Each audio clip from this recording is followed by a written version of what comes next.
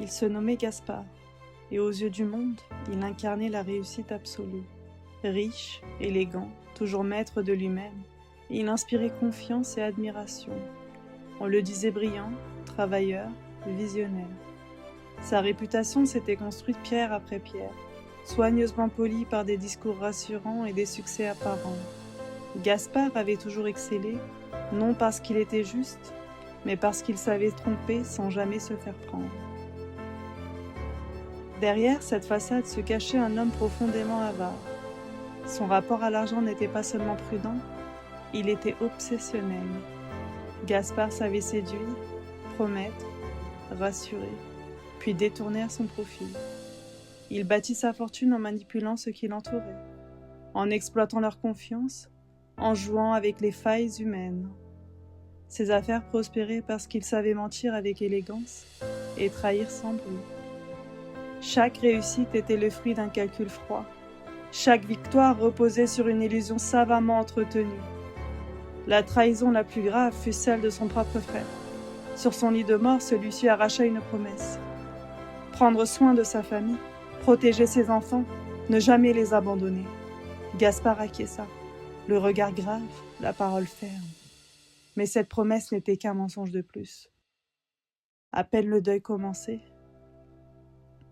il profita de la détresse générale pour tromper une dernière fois.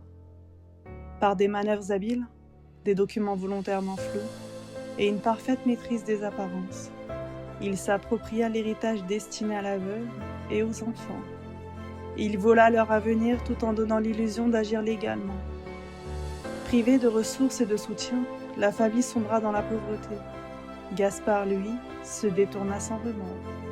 Il renia ses neveux, refusa de les accueillir, de les aider, de les reconnaître. À ses yeux, il n'était qu'un rappel gênant de ce qu'il avait trahi. C'est en les abandonnant qu'il consolida sa fortune, en détruisant leur avenir qu'il renforça sa position. Pour masquer cette noirceur, il se façonna l'image d'un bienfaiteur. Il multiplia les dons, aida les plus démunis, et tout cela sous le regard admiratif de son cercle social.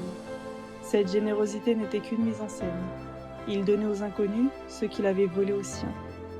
Aux yeux de son entourage, il était un grand homme, respecté et honoré.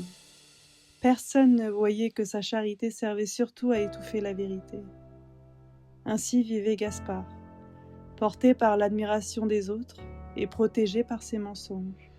Il avait bâti sa réussite en trompant les autres, en brisant une famille, en reniant sa propre parole.